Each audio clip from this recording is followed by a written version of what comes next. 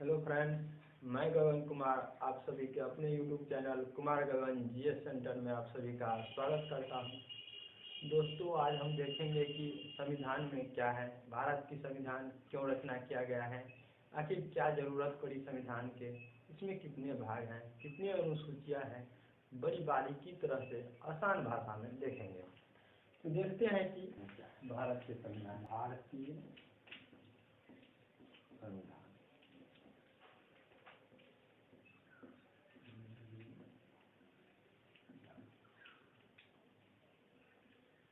भारतीय संविधान में कुल 22 भाग हैं। संविधान की रचना क्यों किया है?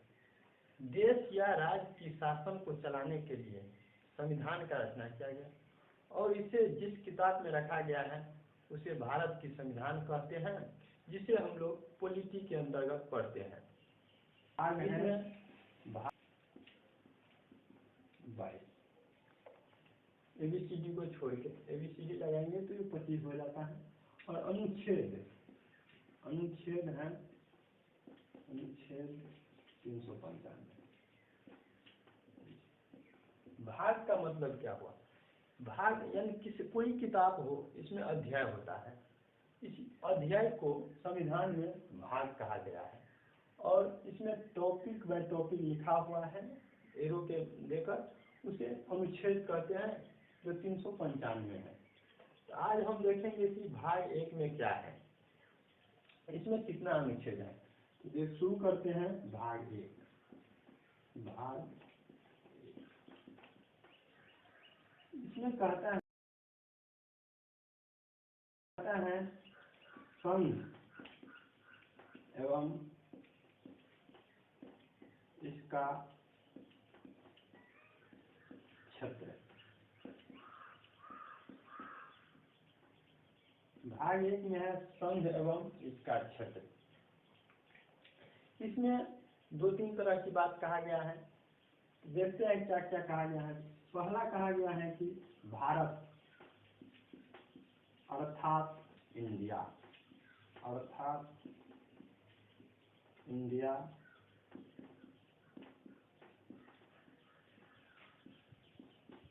राज्यों का संघ है। यहाँ पर एक तो संघ की नाम की चर्चा किया गया है कि संघ की नाम क्या है। तो संविधान में भारत के लिए 2 नाम की चर्चा किया गया है, भारत अर्थात इंडिया। ये एक दूसरे का अनुवाद नहीं है, यानी भारत इसका इंग्लिश में इंडिया नहीं है, भारत और इंडिया अलग अलग नाम है। दूसरा क्या है, राज्यों का संघ होगा। यहाँ राज्यों से क्या तात्पर्य है? वैसे राज्य जिसकी चर्चा अनुसूची 1 में किया गया हो। इसका मतलब है अनुसूची 1 में राज्यों का तात्पर्य है अनुसूची 1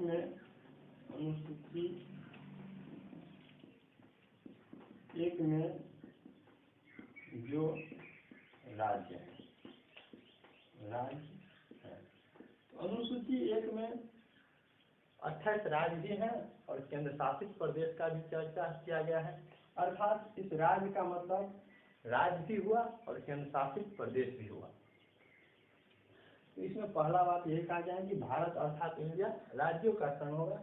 जहाँ राज्य का मतलब हो जाएगा कि अनुसूची 1 में जो राज्य की चर्चा है वह राज्य, और संघ राज्यों का संघ होगा। संघ मतलब क्या होगा? संघ इसका इंग्लिश में यूनियन होता है, और एक होता है फेडरल, जिसको फेडरेशन भी बोलते हैं। इसका मतलब भी संघ ही होता है। कभी कभी क्वेश्चन पूछता है कि भारत क्या है, तो ऑप्शन दिया जाता है राज्यों का संघ, राज्यों का यूनियन, राज्यों का परिसंघ, इनमें से कोई नहीं। यहाँ पे राज्यों का यूनियन होगा, क्योंकि राज्यों का संघ जो मारेंगे उसमें दोनों आ जाता है, यूनियन भी आ जाता है और फेडरल भी आ जाता है, जो कि दो अलग अलग चीज़ें हैं। ये दोनों का अर्थ अलग होता है। दूसरे का अर्थ में समझेंगे कि यूनियन क्या है, फेडरल क्या है। संघ का मतलब ये हुआ कि इसमें जो राज्य एक बार मिल जाए तो उसको अलग नहीं किया जा सकता है, तोड़ा नहीं जा सकता है। आप देख सकते हैं जम्मू कश्मीर बहुत हल्ला किया कि हमको अलग कर दिया जाए, अलग राज्य की मांग कर रहा था, अलग देश की मांग कर रहा था, लेकिन कुछ नहीं हुआ। आज भी केंद्र शासित प्रदेश बन गया, पहले राज्य था। इसमें दूसरा बात कहा गया है कि भारत का राज्य क्षेत्र क्या होगा। भारत का राज्य क्षेत्र क्या होगा। इसमें 3 तरह की क्षेत्र की चर्चा किया गया है। एक राज्य, क्योंकि भारत के राज्य हैं, 28 राज्य हैं, उसका क्षेत्र की चर्चा किया गया है। तो राज्यों का क्षेत्र अभी कितना राज्य है, 28 राज्य। दूसरा कहा गया केंद्र शासित प्रदेश, यूनियन टेरिटरी, केंद्र शासित प्रदेश, उसका जो क्षेत्र है ये 8 है। और तीसरा कहा गया है अर्जित क्षेत्र। यहाँ अर्जित क्षेत्र से क्या तात्पर्य। भारत के पास वर्तमान में कोई अर्जित क्षेत्र नहीं है। अर्जित क्षेत्र से तात्पर्य है कि भारत किसी छोटे से टुकड़े राज्य को या तो युद्ध में जीत लिया हो, या किसी समझौते के तहत मिला लिया हो, या किसी विलय पत्र के तहत मिलाया गया हो, उसे अर्जित क्षेत्र कहते हैं। वर्तमान में भारत के पास कोई अर्जित क्षेत्र नहीं है। संविधान वालों ने अर्जित क्षेत्र की चर्चा इसलिए किया है, कभी मौका मिले तो अर्जित क्षेत्र को मिलाया जा सकता है। यही था भाग 1 के अनुच्छेद 1। ये अनुच्छेद 1 में है सभी बात, अनुच्छेद 1 ये सभी बात अनुच्छेद 1 के तहत कहा गया है। अब देखेंगे कि अनुच्छेद 2 क्या कहता है। अनुच्छेद 2 कहता है कि संसद विधि द्वारा विदेशी राज्य को भारत में प्रवेश करा सकता है या स्थापित कर सकता है। इसमें भी 2 तरह की बात कहा गया है। संसद विधि द्वारा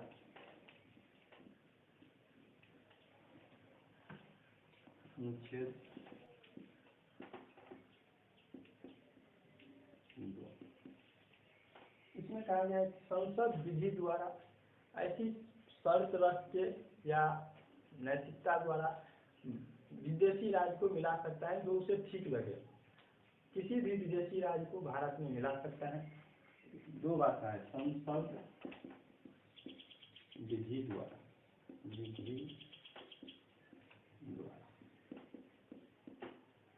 राज्य को प्रवेश करा सकता है किसी नए राज्य को, या स्थापित कर सकता है।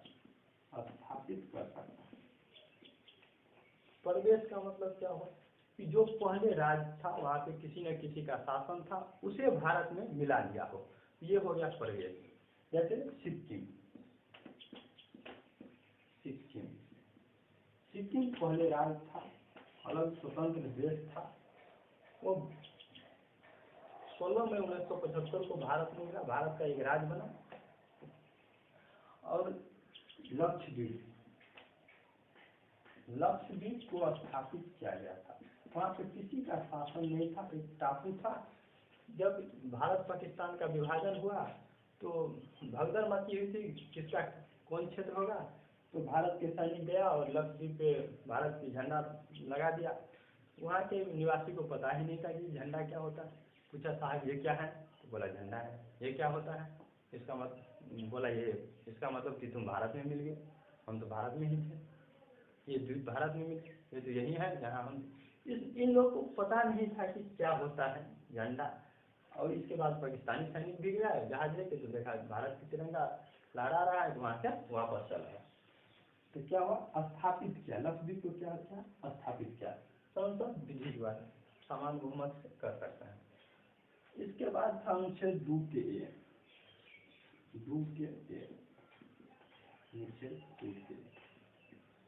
इसमें था सिक्किम के बारे में कुछ था। 35वां संविधान संशोधन 1974 के तहत 35वां संविधान संशोधन 1974 के तहत संविधान में अनुच्छेद 2 का ए जोड़ा गया इसमें सिक्किम को सह राज्य बनाया गया, संबंधी राज्य बनाया गया। बाद में जाकर 36वां संविधान संशोधन किया। 36वां संविधान संशोधन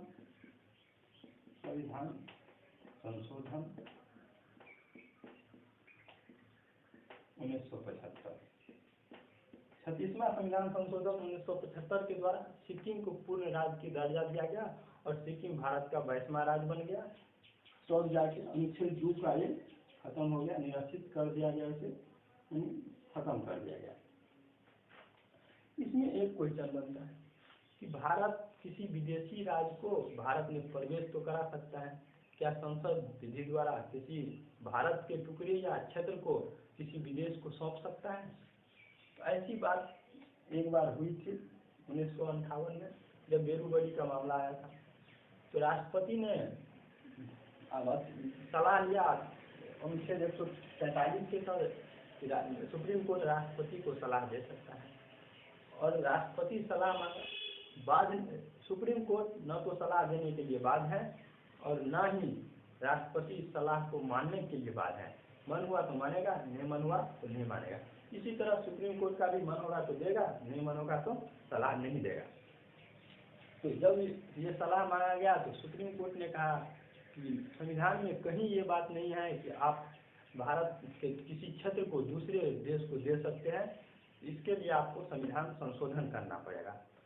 तब जाके 9वां संविधान संशोधन 1960 के तहत बेरूबड़ी को पाकिस्तान को सौंपा गया, जो वर्तमान में आज बांग्लादेश है। तो इसमें भाग 1 में 4 अनुच्छेद था। अनुच्छेद 1 से 4 था। इसमें 2 अनुच्छेद आज हम समझे हैं, और 2 अनुच्छेद 3 और 4, 3 थोड़ा लंबा है, उसको देखेंगे अगले वीडियो में क्या है 3 में, क्या है 4 में। तो मिलते हैं नेक्स्ट वीडियो में, तब तक के लिए जय।